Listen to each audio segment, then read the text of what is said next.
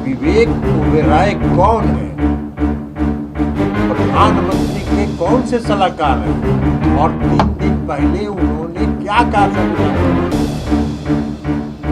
उनको बताना चाहिए। वो प्रधानमंत्री के सलाहकार बोल रहे हैं कि संविधान को बदलने की जरूरत है, संविधान पर पुनर्विचार की जरूरत है, और अनुकंपा वाले बोल रहे हैं, ज्ञान दे रहे हैं। तो संविधान पढ़े हैं, वही पढ़े हैं कि अनुकंपा पर आए हैं तो संविधान ही पढ़ के आए हैं। उनको ये बताना चाहिए कि विवेक ओबेरॉय आर्थिक सलाहकार प्रधानमंत्री और उन्होंने 3 दिन पहले जो समाचार पत्रों में छपी है संविधान के बारे में। विवेक ओबेरॉय कौन है? ऐसा तो नहीं कि सड़क चलते हुए कोई आम इंसान है, प्रधानमंत्री जी के सलाहकार है। तालाब में कंकड़ डाला है उन्होंने, और ये पहली बार नहीं हुआ। राष्ट्रीय स्वयंसेवक संघ इस संविधान से कभी भी कंफर्टेबल नहीं था। इन्होंने इस संविधान का उपयोग किया है सत्ता में आने के लिए, लेकिन अगर इनकी सत्ता फिर से आ गई तो उस थ्रेशोल्ड पे ये पहुंच गए हैं जहां ये चाहेंगे कि इक्वालिटी, फ्रीडम, जस्टिस, जो हमारा कॉर्नर स्टोन है संविधान का, उसको खत्म कर दिया जाए। क्योंकि प्रधानमंत्री जी और उनकी टीम इक्वालिटी से कंफर्टेबल नहीं है, जस्टिस से कंफर्टेबल नहीं है, फ्रीडम से कंफर्टेबल नहीं है, और असहज करता है ये चीज उनको। तो जाहिर तौर पर उनकी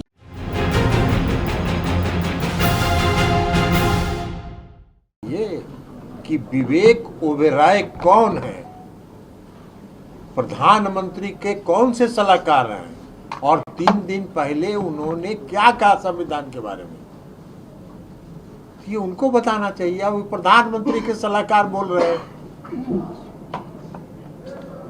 कि संविधान को बदलने की जरूरत है, संविधान पर पुनर्विचार की जरूरत है, और अनुकंपा वाले बोल रहे हैं, ज्ञान दे रहे हैं। बाकी तो संविधान वो पढ़े हैं, वही पढ़े हैं, क्योंकि अनुकंपा पर आए हैं तो संविधान ही पढ़ के ना आए होंगे, इसलिए उस पर कोई प्रतिक्रिया नहीं देना चाहिए हमको।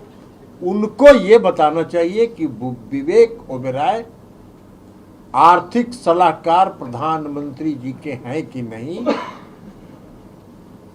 और उन्होंने 3 दिन पहले जो समाचार पत्रों में भी खबर छपी है संविधान के बारे में क्या कहा, ये बात उनको बताना चाहिए। बाकी तो अलग बात तो बोलते हैं। आप लोग नरेंद्र मोदी से डर गए हैं, आप लोग नरेंद्र मोदी से छोड़िए ना, नरेंद्र मोदी डरे हुए हैं, पूरा देश देख रहा है।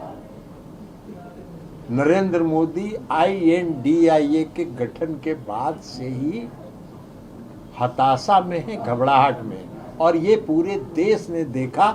जब वो अविश्वास प्रस्ताव पर उत्तर दे रहे थे तो 1.5 घंटा INDIA पर भाषण दे रहे थे।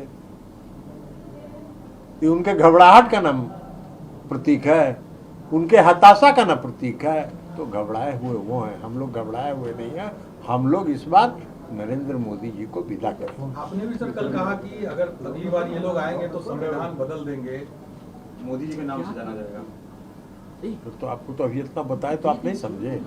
अभी इतना तो आर्थिक सलाहकार बताए, श्री विवेक ओबेरॉय जी बताए, तो उसके बाद भी आप नहीं समझे। आप क्या सवाल हमसे जानना चाहते हैं? मैंने आपका प्रोड्यूसर डायरेक्टर आपको क्या बोला है? नहीं, आपने जो कहा कि अब तो हमने बता दिया, उसके बारे में बता दिया कि प्रधानमंत्री के आर्थिक सलाहकार ने कहा कि संविधान को बदलने की जरूरत है। अब इसके आगे भी कुछ पूछना होगा तो अपने प्रोड्यूसर डायरेक्टर से पूछ लीजिएगा कि आगे क्या पूछना है। अध्यक्ष जी, नित्यानंद राय कह रहे हैं कि जदयू वालों को पाकिस्तान घूम कर आना चाहिए। जदयू वाले पाकिस्तान भी घूमेंगे, जदयू वाले हिंदुस्तान भी घूमेंगे, इसलिए कि हम लोग धार्मिक उन्माद फैलाने वाले लोगों में नहीं है। हम लोग समाज में सांप्रदायिक सद्भाव और सामाजिक सद्भाव वाले लोग हैं। नित्यानंद राय जी सांप्रदायिक उन्माद फैला के, धार्मिक उन्माद फैला के वोट लेने वाले लोग हैं, तो इसलिए वो इस तरह की बात करेंगे ही।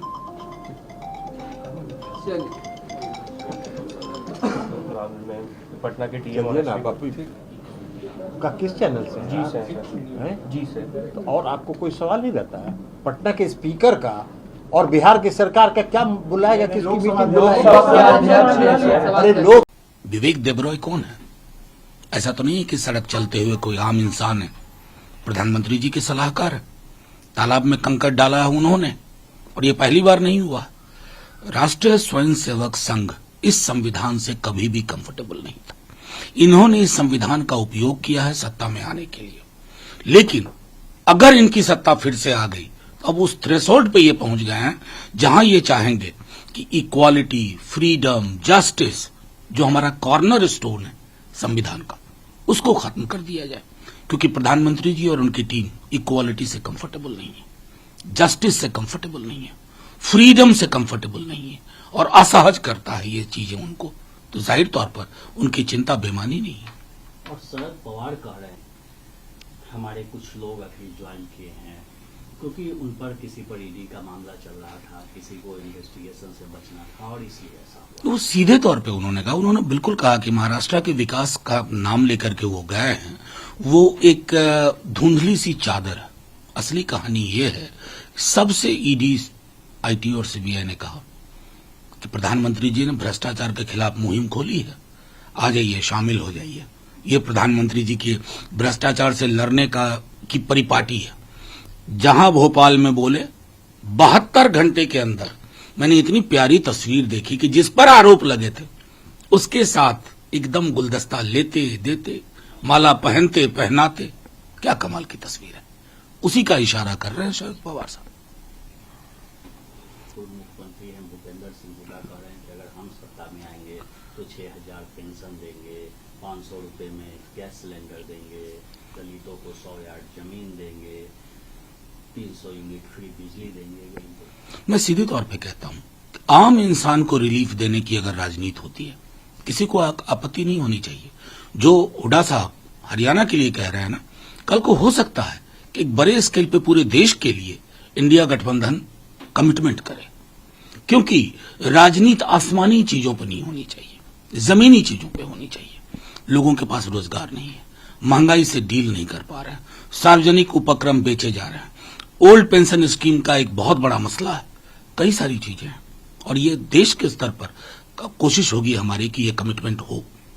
और राहुल गांधी का चाइना को लेकर जो बयान है कि देखिए लद्दाख की बात कर रहे हैं, और लद्दाख में 75 साल में तो यूनियन टेरिटरी का स्टेटस तक नहीं दिया था कांग्रेस पार्टी। नहीं तो उससे क्या होगा, हकीकत बदल जाती है। मतलब अनुराग ठाकुर जी कुछ भी बोल जाए, कुछ भी बोल जाए, सवाल क्या है?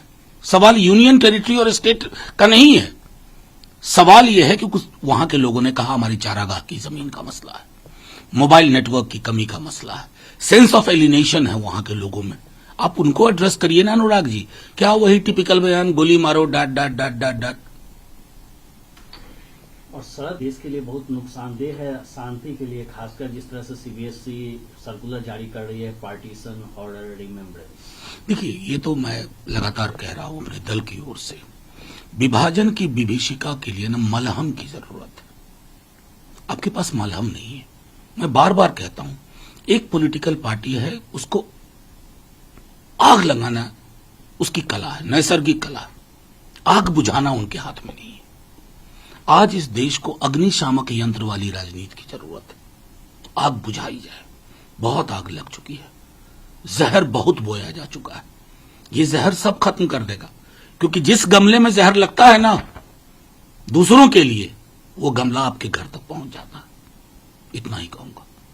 चिराग पासवान व्यवस्था की स्थिति है, उसको लेकर सवाल खड़ा कर रहे हैं। साथ में यह भी आप लोगों से पूछ रहे हैं कि देखिए, आप लोग कहते हैं कि आंकड़ा की बात कर रहे हैं, तो भाई जिस परिवार के लोग मर रहे हैं, जिस परिवार के लोगों को नुकसान हो रहा है, क्या उनको आप आंकड़ा बताइए। नहीं, बिल्कुल सहमत है।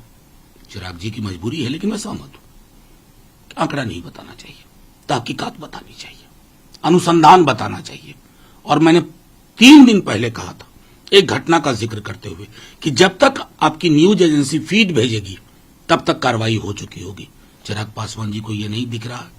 और कमाल तो एक, चिराग पासवान जी को मणिपुर नहीं दिख रहा।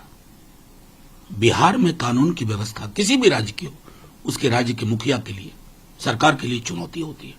उस चुनौती का सामना किया जा रहा है। आंख नहीं मोड़ रहे हैं, नजर नहीं फेर रहे हैं।